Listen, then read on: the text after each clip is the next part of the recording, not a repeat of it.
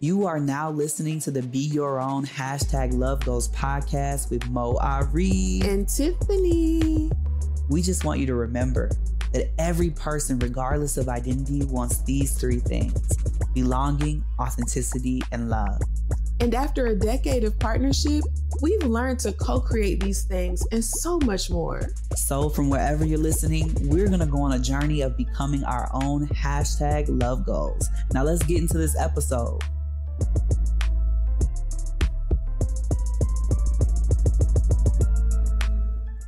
Hey, it's Moe Ari and Tiffany. And this is the Be Your Own Love Goals podcast. Thank you so much for being here. We're excited to have you all. So happy. Okay, I'm starting this episode with a question for Tiffany, and I'll tell y'all why in a little bit. Okay, what's the question? Have you ever had a crush on someone while we've been in a relationship? Now, we've been together for a long time, so I think I know the answer to this. I have had crushes. Oh, with an S. She said E-S. plural. She said plural, babe. Yes. Over the 10-year span of our relationship, I have had a number of crushes. Now, I will not name any names here, okay, to be safe. But I have had a number of crushes. Those that have been like celebrity, more inaccessible crushes, and then crushes more in spaces that I have shared with other people like more regularly. So yes, I have definitely had a thing for a couple of people. Okay. Over time. Good to know. Good to know. Good to know. I don't know why I feel so nervous saying that and talking about it. I don't know, because we talk about these things like openly. But I wanted to put Tiffany on the spot a little bit here for you all. You succeeded. Because I wanted to talk today about that. Like, one of our friends asked us to ask this question on the show about how to navigate crushes when you're in relationship, in monogamous relationships, in non-monogamous relationships, whatever your relationship type. How do you navigate crushes inside the context of a committed relationship? I think that this is a really important topic. Because you're not going to stop being attracted to people throughout the course of a long-term committed relationship. I just don't think that attraction works in that way. No. We are energies at the molecular level. We are like air, and mostly 99.9% of us is space between these molecules that bring us all together. So on the microscopic levels, there's just like these molecules, atoms. Y'all know what it takes to make up a cell. It's a bunch of little scientists. It's a lot of, it's that. So we're energetic beings. And so when you meet someone and there's like, oh, my energy just vibe with your energy, that happens. So navigating that and talking about that, I think, is really important. So when you think about the crushes you've had over the years, I'm going to keep putting you on the spot. Yes. Feel free to put me on the spot a little bit. I will. You're like, and most definitely. So when you think about these crushes that you've had over the years, what do you think prevented you from making those things more than that? That's a really great question. So I love that something that you and I have talked about in our relationship since the very beginning is a level of transparency. Yeah. Especially as it relates to attraction for one another, but also outside of the two of us. Yeah. And so we have been able to cultivate a relationship where I feel comfortable sharing with you, I really like this person. They kind of cute. Yeah. I think, I like them. And so it releases this level of mystery, like under the surface, undercover aspect of it. It's just out there, right? And so I have experienced this as being a crush. I can say it to you, and it's like, okay, let's talk about it. We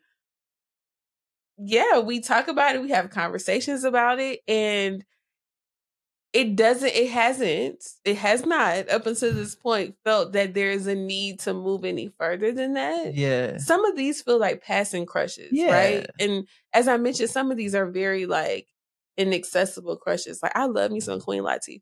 Mm-hmm. But baby, when? When? Okay? I love her. So we can talk about it and process, share, why, like all of these different things. And for the people that are more in my space and more accessible, having this comfort with you as my partner to be able to say it doesn't then feel like, or it hasn't felt like I need to go like explore or figure out what's there, if that makes sense. Yeah. And I know we have a lot of conversations. Yeah.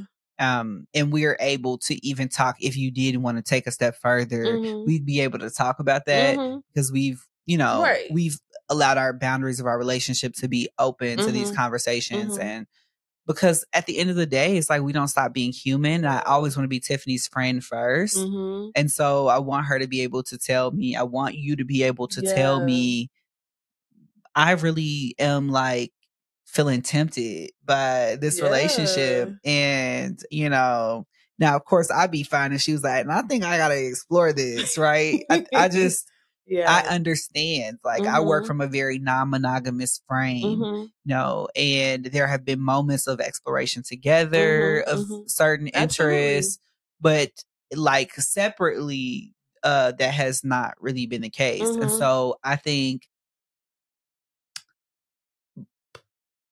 I was going to say, for us, it's important for our audience to know that we have created a relationship where we feel comfortable even telling our partners, I would like to explore this.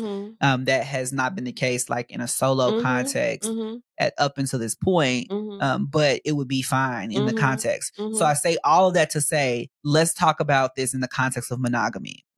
Because that's very different to talk about it in the context of polyamory or non-monogamy. Let's talk about it in the context of monogamy, what it looks like to have a crush.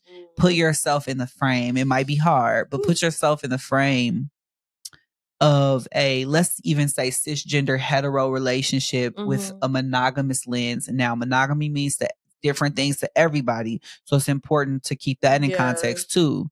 Everybody's not working with the same monogamy. Don't have me preaching today. Come on. Tell the truth. Everybody does not have the same definition of monogamy. Tell the truth. Okay? Yes. Yes. Yeah. So when we think about this in that context, what do you think would prevent someone from exploring that crush further? Let's say they're in a relationship where they wouldn't say that to their partner, hey, I'm having a crush. They wouldn't necessarily want to acknowledge those feelings because it could be like their partner is going to feel insecure. They're going to be really upset and that could really impact their relationship. So the question is, how do they navigate it in a monogamous frame? Yeah. Oof. Well, I really value, I'm really trying to put myself in these shoes, because I was going to say, I really value friendship at the basis of a relationship. And when I think about that, I think about my best friend or people that I'm very close to. If I see someone walking by and I think they're cute or I really like the interaction we had, I'm going to be like, man, they were so cute. I love this thing about them, or I love that we can talk about it, laugh about it. I want to say, like, you have a particular lens that I think is really helpful for our audience. So I'm really just pushing on you because I want to hear from you, like, how you navigate that in that context and really put yourself in the shoes of our listeners. The other part of this honesty thing I was going to say is continuing to honor the set boundaries or agreements that you have in the relationship. Even if you aren't necessarily at the point where you're having a conversation, if your agreement or your covenant or whatever is, the standard of your relationship, if that is set, if it is, we're not going to have sex outside of the two of us or whatever the thing is, I would say continue to honor that. Because there's a level of honesty and integrity beyond having a crush that I think you are responsible to being in that sort of relationship. So that would be number one. I'll add in number 2. I think it will be important for people to really allow themselves to understand if the crush is going to become more than that. Sometimes we have fleeting crushes, and I don't think that you should hop on everything that you have a crush on. I ain't say what I want to say. I'm curious. I don't think you should hop on everything you have a crush on. But so when you spend time really getting to know someone, and you like, if there is that context to do that, and I'm not saying get to know them and you just constantly tempted. If you can't get to know someone and it not be this physical, overwhelming attraction to them, I don't think you should get to know them in the context of a monogamous relationship. That is not your relationship boundary. Or like Tiffany is trying to get you to do, I think you should begin to talk about having different relationship boundaries that would allow for that. But if you can get to know them as like a friend, or let's say it's a person you work with, or let's say it's somebody you're in community with, and you're getting to know them, watch them for a while. Really understand whether or not it's a real crush that's going to lead to something more. Or if it's like somebody you like, oh, they bring in whatever I'm not getting right now in this moment. Or they're bringing this energy that I just haven't experienced, but I've been wanting. And then the third thing that I'm giving back to Tiffany is really assess where you are in your current relationship. Because sometimes these things pop up and we are feeling really activated because we have stuff going on at home that we really need to address. And we don't want to be rebounding our crushes. We don't want to make anybody a sight of our, or a focus of our attention because we're not getting something at home. We want to be clear that what the interest we have in that person really is genuine, and it's not about what you're lacking at home. If it's about what you're lacking in this other relationship, you're going to hurt a lot of people's feelings if you pursue that crush and you play with them. So I'm just going to be real about that. Really. So I say my 2 and 3 are to observe that relationship, see if it's something deeper. So you're not risking it all for something fleeting. And then number 2, really assess whether or not you have things going on in your current relationship that need to be addressed, that are causing you to think that the grass is greener. Yeah, I love that you are encouraging like a survey of what's happening in the present moment. Like, what is going on? What might this be trying to show me? Not to say that this crush is not real, but to really sit and take a moment and say, what is happening here? What do I need to pay attention to? Whether that's, I really need to reevaluate the boundaries of my relationship, or I'm really dissatisfied in this way and I need to talk about this. Like, so many things can come to the surface. Exactly. And it could mean I need to reevaluate the relationship I'm in currently. If you see this other person, you get to know them and you realize, wow, I've been missing out on I've been missing out on a lot by not dating people that really meet my standard. Or I'm not getting what I want in this relationship. This other person is obviously showing me that what I want is possible. I don't necessarily have to be with this crush, but for certain, I was about to say, I for certain am not going to sit here and play with this person I've been with, knowing good and well they do not want to show up how I want a relationship to work. So once you have those conversations with your current lover and you say, hey, I'm realizing a lot about me. I really want these things. Are we able to co-create that? If they're not receptive, if you notice things are not going to change, you have a decision to make. Sometimes those crushes, when they get deep like that, or those people that you tiptoeing in affair territory with, they are showing you that you need something. And if that relationship you're in cannot give it, walk away. Walk away. Asexually. But don't ignore that. Don't ignore the crush. Don't just lean out of all of the feelings because you feel bad you have this crush. Don't accept what you feel. Attraction is healthy. It's normal. It happens. But like Tiffany is, highlighting, really listen to what that situation is trying to tell you. Don't lean out of the crush. The crush is information. It might be a new love entering your life. It could just be temptation. But every single time, what it really is information. Yep. That information is going to give you a lot about where you are in your current relationship, what you need to do with it, whether or not it's going to ever satisfy your needs. You're learning about yourself in that process. Sometimes in monogamous relationships, we close ourselves off to new information because we're only dating the same person over and over again. So new information comes in the form of a crush because it's like when we're dating, we learn a bunch about ourselves. That information is still trying to make its way to you through new connections. And that's what's happening. Okay, I'm gonna be quiet. No, you are so right. Like it really is an illumination process of what it's bringing to light things that you need to see. And like you're saying, this genuinely could be a person that you need to explore something with.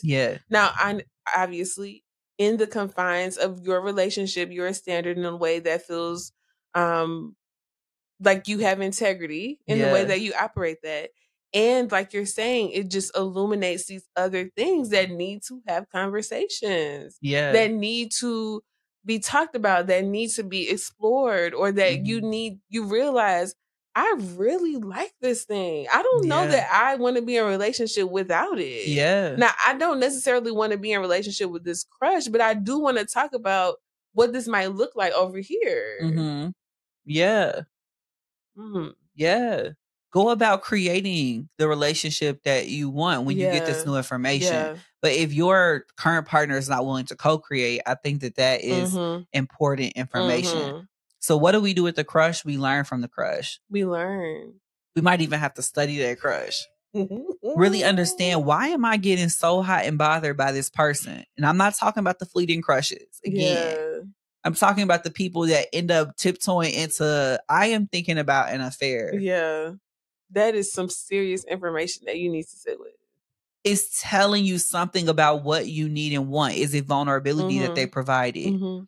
Is it the way that they look at you? Is it the way that they listen to every single thing that you have to say? Is it the affirmation that they provide? Are they extra sexy? Do they take extra good care of their body and their skin in a way that you really like? Good. Are they career oriented and you just really are inspired by them? You admire them. All of those things. I am taking so many pauses because I didn't consider how much information you can gather from having a crush. And I think what you were saying earlier, and I encourage anybody that is listening that might be in these shoes, is that it is okay if you have a crush. It is okay if you are in a monogamous relationship and you have a crush on someone. So if you're listening on YouTube, Tiffany is telling you. It is okay to have a crush. It is okay if you're in a monogamous relationship, non-monogamous. It's totally natural and it's 100% okay. Now, what you do with that crush, that's a conversation for the standards and boundaries in your relationship, but it is okay to have them. And when we think about it being okay and using this as an opportunity, like you're saying here, Mo, to survey the present state of your relationship, of your dynamic, of the things that you need and desire, it puts in perspective how chill a crush can be, or how it can not be something that undermines the whole foundation of your relationship if you allow it to be this learning opportunity. Oh, I completely agree. I think that one of the primary ways that we even understand ourselves as humans is through connection. And we don't stop. That's a lifelong learning process. You never stop learning from connection. You will be presented new connections over and over and over again throughout your lifetime. When you touch hands with the person handing you money at a cashier, that's information. Anytime there's an exchange of energy, there's information that's left. There's an imprint on one another because humans are intrinsically connected with all living things. So you will never stop learning about yourself through the relationships that you make. So crushes will be lifelong. And that's a very non-monogamous lens that I'm going to lend to all of my monogamous listeners, because it's important to incorporate that. We can be monogamous all we want. We could be non-monogamous all we want. But there are some things that are inherent to our nature as humans, and that is that connection is central to our survival. Connection happens to be a powerful antidote to loneliness. It improves our mental health, our well-being. So because we are so interconnected, we spend a lot of time learning from one another and in relationship. So crushes won't stop showing up. They won't. But it's important that when they do show up, we take in the information. Sometimes it's just I think they're cute, and it's just attraction. When you start feeling those feelings, you know what those feelings are when it's like, ooh, lullaby love. Where have you been all of my life? Oh, yes. You chocolate covered strawberry apple pie lemon. You know what I'm talking about. You got a crush on me? I stay having a crush on you. That's information. What you want me to do with that information? I'm gonna tell you later after this episode. Okay. Cool. Later on. No, I really love what you're saying, Mo, and I think that is very important once we recognize that crushes are natural and that they're okay and that they can be information, that we don't ignore that information. Yeah. That we like all of what you've been saying, that you sit with your feelings or your reactions, what your body might be feeling, what your heart might be feeling, all of these, just really be in tune with yourself in this awareness recognition process. Because if we just are so focused on, I have a crush on this person and they did this and they did that and they did that, we never center ourselves in what we're feeling. Like, what is it that I am feeling as a result of this crush? Yeah. As a result of this interaction that I feel could potentially have been on the line of the boundaries of my relationship. What was that like for me? Yeah. You know, like it's okay to explore that, or to at least think about it to get this information. Yeah. I think that's really important. So if you're listening and you're thinking about the crushes you've had over the long term or the relationships you've had or what your boundaries are, I want you to take a moment and really think about whether or not the boundaries of your relationship are serving you in this. Everybody has a different orientation around this. Everybody has this different comfort level, even with flirting. So we should talk about that for a moment before we close out, because I know that what we do with that information is also important, but it depends on the boundary of your relationship. Exactly. For some monogamous relationships, flirting is okay. For some, it's totally not okay. And flirting can mean so many different things. I was about to say, it varies from person to person. So you want to be thinking, what do the boundaries of my relationship serve me and how I am as a human? Is flirting a part of the natural, okay boundaries of my relationship in a way that I feel comfortable with? So if your partner's like, I don't like you flirting at all, you better not even look at them. You don't even need to talk to them. I've been seeing a lot of reels like that of partners in stores or different places pretending that somebody is trying to talk to their partner at the club. Like they'll act out. Oh, wow. One partner will pretend to be a stranger walking up to the person at a club or at a Target or somewhere else, and they'll rehearse what the partner is supposed to do if that happens. Oftentimes it's like if somebody walks up on the femme partner, usually. And they're usually like, no, you're not even supposed to talk to them, not even acknowledge, you're just supposed to walk away. And I know that they're playing and they're joking, but there are a lot of people who actually think like this and believe this. And so it's important to say, do you feel comfortable with that if that is your relationship boundary? If you do, then that's fine. Then everybody's on the same page. But if you don't, then you're going to have a harder time adhering to that boundary in your relationship. That's why it's important for everybody to be on the same page and fully, wholeheartedly agree to boundaries and standards for the relationship. If you do agree to a boundary just to appease another person, My confidence is not good from what I've seen as a therapist for a decade. My confidence is not good that you're going to be able to uphold the boundary. Because boundaries and standards have to be internalized. Yes. And so if you don't agree with it, no way you're internalizing it. And that's okay. Just be honest about what you need and want. So if flirting is comfortable for you and you're like, actually, it makes me feel great to make other people feel great. And it helps me to continue to feel great as a woman, as a man, as a non-binary individual, to get those compliments, to like bat those eyes. And I want to keep doing it. Say that. Yes. Say that. Say that then. I mean, you said a mouthful. Being on the same page is so important about all of the things. Like whether you're going to flirt or not. Yeah. What flirting looks like. Yeah. And for Moe and I, flirting might look different than what that might look for another couple or another dynamic. It is very, very, very important to be on the same page. Now, you might not go through every single scenario, but if there are specific things that feel like they really cross a boundary for you as it relates to flirting, talk about it. Yeah. If you disagree, keep talking about it until you get on some shared understanding for what that looks like. Yeah. And accepting and acknowledging that you have those feelings helps you to really set this boundary better. When we are not acknowledging what we feel, we're more likely to cross that boundary as well. So if you notice you have an attraction to someone and it's growing over time and it's a person you see regularly, then it's important that you acknowledge those feelings at least to yourself. So that you're able to navigate that better. I am a person, it takes me a while to become aware of things. So sometimes it'll hit me like a ton of bricks. Oh my gosh, you have some attraction or feelings for a person. These people be having what feels like full blown crushes on you, and you I am not aware. Not aware. Literally not. I mean, y'all, they be crushing on this man.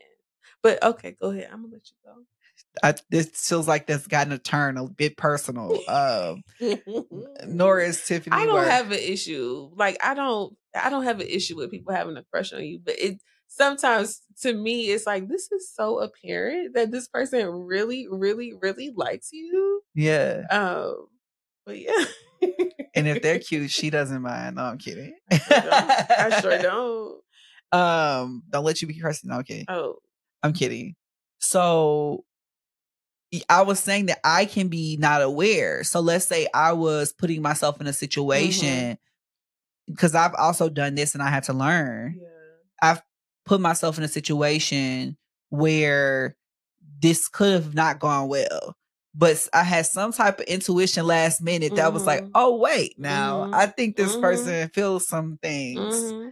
And then maybe I probably would be tempted had I not had this intuition. So then I go into the situations more aware. And then you can manage the boundaries very well. And I think that that's important, at least for yourself, to have this internal check of what the boundaries need to be for your relationship and the conversations you need to have with your current partner about the boundaries of your relationship, especially if you're getting information that it's not working out and you really need something different.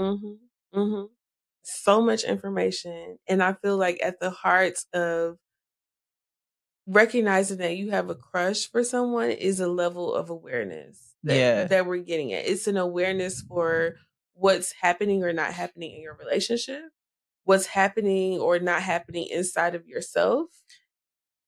Yeah, this is important. I was going to say, because sometimes it's just like, you just like the person. Yeah. Yeah. And that it's important to just be aware of that. Because sometimes people are non-monogamous and they don't know they are. So sometimes you're going to search for information like what's happening in my current relationship. You might not find anything. You might just find, oh, baby, I'm actually a non-monogamous person. Oh, baby, let me tell you. So there might not be anything lacking in your current relationship. And I think that that's important to acknowledge, especially because there are a growing number of people who identify as bisexual. Yeah. Sometimes I think people don't realize that those unexplored desires often start to show up. Yeah. as well. And so you might realize, well, maybe I'm not a non-monogamous person outside of the context that of like my sexual orientation and wanting to really explore it. There's a lot to be unearthed there. But bisexual people make up the majority of the LGBTQIA plus community. And so, and some of those bisexual people are visible or not visible. I think we both identify as bisexual or pansexual. So sometimes people are not invisibly bisexual relationships, but that desire often can show up as well. So just continue to pay attention to yourself. You're getting information, and sometimes it's not about what the relationship is lacking. It's about what you need or what you're desiring yourself. Absolutely. That part. I mean, I couldn't have said it better myself. I think that I will probably continue to have crushes. Yeah, I sure will. You said that quick. I'm just messing with you. Well, I tell you about all of them. You do. And I tell you about all of mine. I think that we will continue to have them. I appreciate the ability to have conversations with you about that. And I encourage, as we've said in this episode, for people that are in monogamous relationships, that you cultivate what feels like a safe and an emotional safe space to share these crushes, to talk about, you know, what might be coming up for you, because I think that it can be very informative, and ultimately it can really help your relationship, or it can help you as a person to understand what you need, even aside from a relationship. And so keep crushing. Keep crushing. That's what I'm gonna say. I love it. Well, thank you for wrapping up our episode like that. That was beautiful, Tiffany. This was a really great conversation. Thanks to our friend for asking that question. You know who you are. Oh my gosh. Well, this has been a beautiful episode of the Be Your Own Love Goals podcast. Please join us again soon. Next week, we'll have a new episode. Have a great day and be well. Bye. If you're listening to this on Apple Podcasts, don't forget to rate, review, and subscribe. Video episodes are on YouTube and Spotify. If you want your question included in an upcoming episode, feel free to reach out to us on Instagram at Be Your Own Love Goals, or check out our website at lovegoalspodcast.com. We look forward to hearing from you soon. Bye.